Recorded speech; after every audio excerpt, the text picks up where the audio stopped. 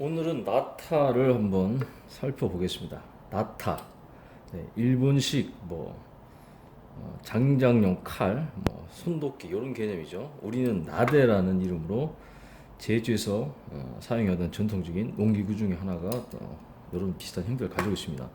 이거 유래를 따지기가 참 어려운 부분이 있어요. 물론 외형상으로 비슷한 부분이 있습니다. 그다음 이름상도 나타와 그다음 한국 제주에서 부르는 나대 이름이 좀 비슷하다 보니까 제주 나대가 일본의 나타에 영향을 줬다 또는 일본이 오히려 역으로 제주 나대에 영향을 줬다 이런 얘기들이 검증되지는 않았습니다. 근데 비슷한 외형과 이름이 비슷하게 불리다 보니까 그런 어떤 그 추측도 오가고 있는 겁니다. 근데 아직 명확하게 근거는 없어요. 어디 영향을 줬다 안 줬다. 근데 이게 좀 해석하기가 애매한 게 저도 나름대로 나대를 여러 각도에서 디자인해보고 현대화시키고 그런 작업하면서 유래도 찾아보고 또 우리 전통 나주의 특성들 그다음 해외의 어떤 우리와 비슷한 형태의 손도끼 또는 장작도끼, 장작칼 이런 것들을 분석해본 적이 있는데 어, 요 요런 형태 손잡이와 그다음 사각 형태 그리고 약간 각이 꺾여져 있는 이런 형태의 농기구들은 한, 중, 일 모두 다 예전부터 사용해 왔었습니다. 중국도 이런 식의 사각형의 장작칼 또 농기구가 있었고요. 그다음 우리 한국은 제주 나대가 대표적이고 나머지 지역엔 또 그런 형태의 농기구는 또 보기가 어렵고 그러니까 제주만의 특징적인 제주의 특성이 반영된 전통 농기구로 발전해 왔었고 일본 같은 경우는 나타라는 이름으로 바로 이런 식의 생긴 전형적인 장작 칼 개념으로 특정 지역이 아니고 일본 전 지역에서 나름 아주 넓은 지역에서 사용해 왔던 그런 또 도구이기도 합니다. 좀 중국에서 제주에 영향을 줬는가? 사실 그 예전에는 중국이 이런 부분에서 선진 문화를 형성했었기 때문에 만약에 중국에서 만들어진 그런 어떤 그 농기구가 한국의 제주에 전달됐다. 이렇게 유래를 찾는다는 것도 조금 근거가 좀 비약적인 상황이 될 수 있어요. 왜냐하면 오히려 중국과 이 교역에서 더 가까운 북한 지역에서 아니면 국경 지역에 그런 지역에서 이런 형태의 농기구가 많이 발전되고 또 사용됐다 그러면 중국의 영향을 받았겠구나 이렇게 얘기할 수 있는데 이건 제주만의 특징을 가진 형태로 발전을 해왔기 때문에 중국에서 제주로만 수출을 했다거나 하면 제주에만 이런 비슷한 형태의 농기구 아니면 도구를 전파했을 일은 없었겠죠. 또 국내에도 중국과 계속 교류를 하는 보부상이라든가 무역상도 있었기 때문에 아마 수입해놓은 과정이라고 하면 오히려 중국이 한국의 제주나대에 영향을 줬다 그러면 사실 전국에서 이런 형태의 우리 농기구가 아마 눈에 띄어야 되는데 제주만의 농기구로만 발전됐다. 이런 부분으로 봤을 때는 중국이 제주나대에 영향을 줬다는 내용은 좀 비약적인 해석이 될 수도 있습니다. 그죠? 그러면 일본에서 사용하던 이 나타가 한국의 제주 지역에 영향을 줘서 제주의 나대가 된 것인가? 이렇게 또 보기에도 좀 비약적인 요소가 있습니다. 왜냐하면 이름은 비슷비슷하죠? 나대, 나타. 형태도 비슷해서 그런 오해를 겪을 수도 있을 것 같은데 일단 보면 이 구조적인 면에서는 제주 전통의 나대와는 분명한 차이점을 가집니다. 어떤 부분에서는 우리의 제주 나대, 전통적으로 사용했던 제주 지역의 이런 나대의 형태는 굉장히 단순하면서 효율적이고 만들기가 쉬운 구조. 그러면서 내구도가 굉장히 뛰어난 거의 풀텐 구조입니다.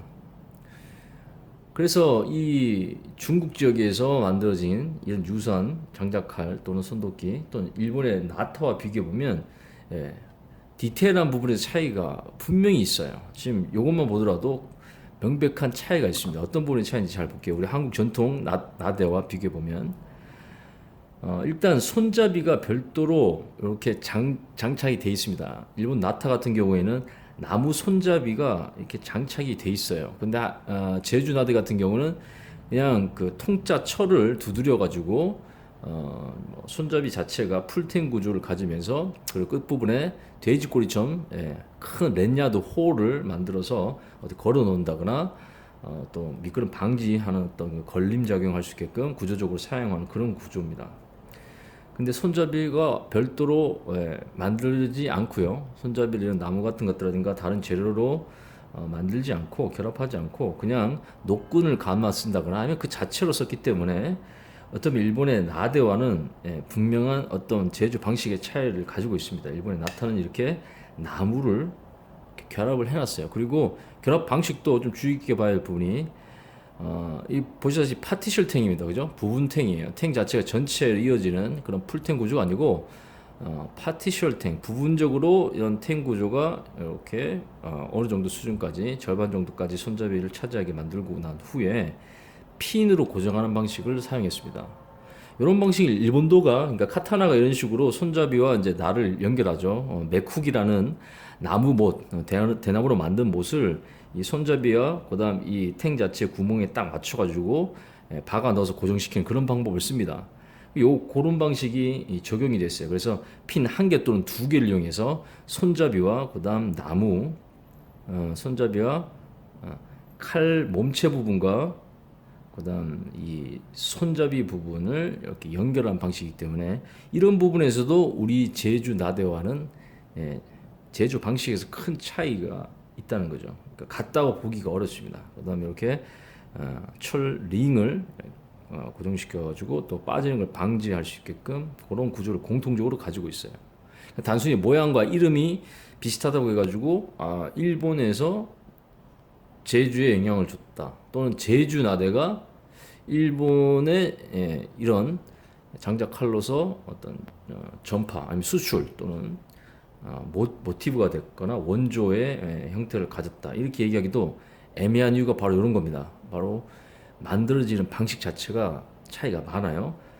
그래서 첫 번째 말씀드린 차이가 바로 손잡이 유무와 손잡이를 만드는 방식의 차이가 가장 큰 특징이고 두 번째는 뭐냐면 제주나대는 애초 이런 칼집이 없습니다. 칼집을 생각지 않고 만드는 그런 방식인데 뭐 가죽을 이용한다거나 하면 나무를 이용한다거나 뭐 여러 방식으로 칼을 보호하거나 휴대를 용이하게끔 그러니까 벨트 루프라든가 아니면 뭐 휴대 방식에서 또 보호할 수 있는 별도의 보호 집을 만드는 그런 형태를 찾아볼 수가 없어요. 그냥 본체 자체로만 생산을 하고 그대로 사용하고 사용 후에 뭐 걸어 놓는다거나 아니면 들고 다니면서 계속 장가지를 치거나 뭐 돼지고기를 뭐 다듬는 그런 용도로 쓰기 때문에 이런 그 칼집에 대한 기록이라든가 실제 지금도 제주나 만드는 방식들을 보면 칼집을 고려하지 않고 만들고 있습니다.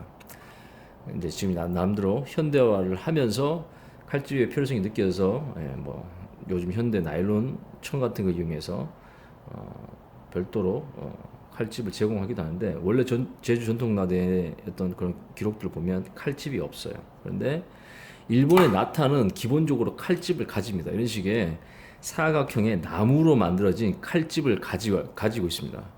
그러니까 애초 일본의 나타 같은 경우에는 이렇게 나무 손잡이와 칼집 이렇게 한 세트로 만들어져서 휴대하고 그다음 칼을 보관하고 필요에 따라서는 뭐 다양한 도구들과 접목해서 쓰는 그런 도구로 발전이 되었어요.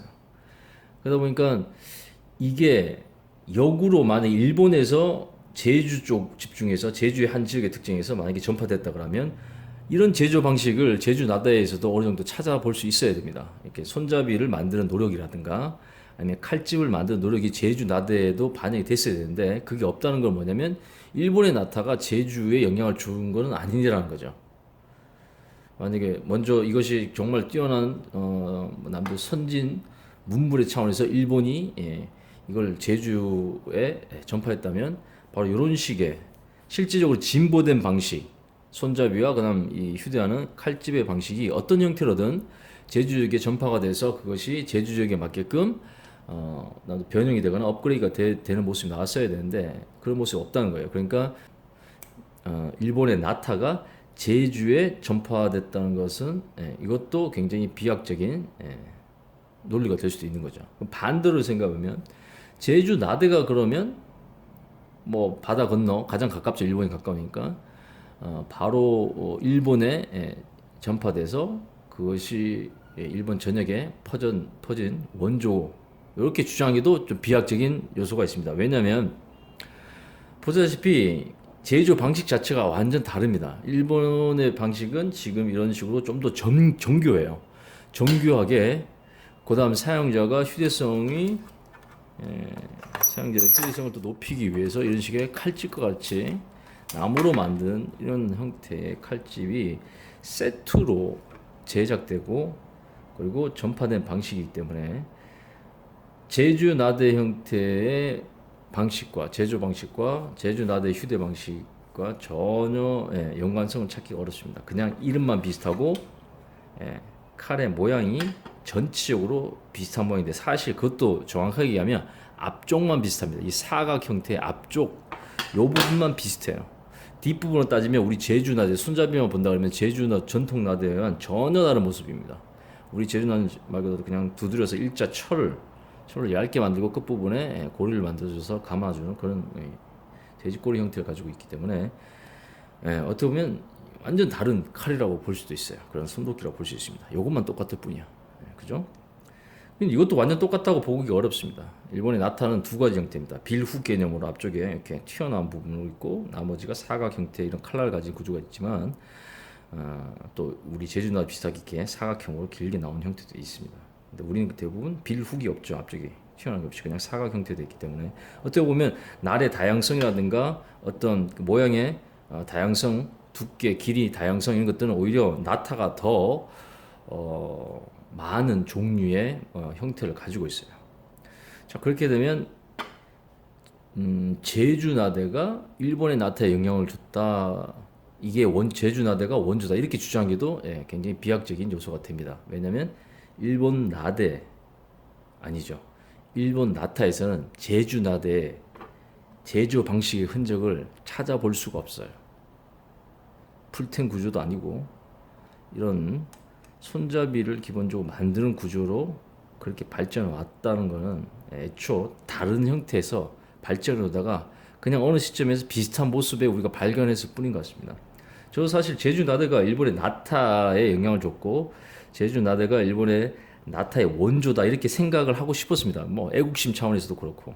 근데 좀 깊이 있게 분석해보고 사용해보면 이거는 각 지역에서 그러니까 이런 형태 사각 형태 약간 그리고 약간 경사를 주고 각도를 준 이런 형태가 사용하기 편하고 다목적으로 쓰기도 좋고 다루기도 좋고 제조하기도 편하기 때문에 각 지역, 각 국가별 특성에 맞게끔 그렇게 발전된 어떤 도구들이지 뭐 하나가 어느 원조다 이렇게 얘기하기는 굉장히 좀 비약적이라는 것을 좀 알게 됩니다.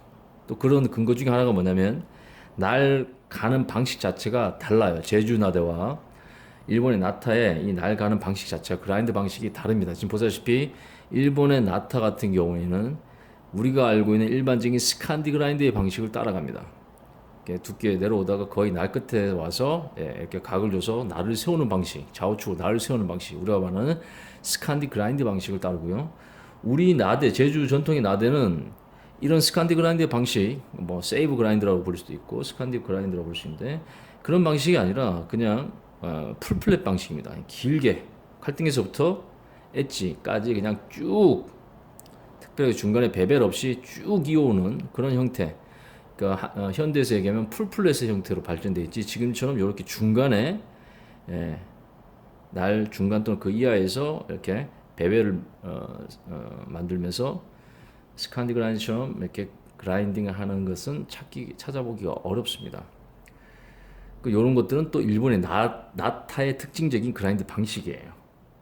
그래서 이건 서로 일본이 우리한테 제주에 영향을 줬다.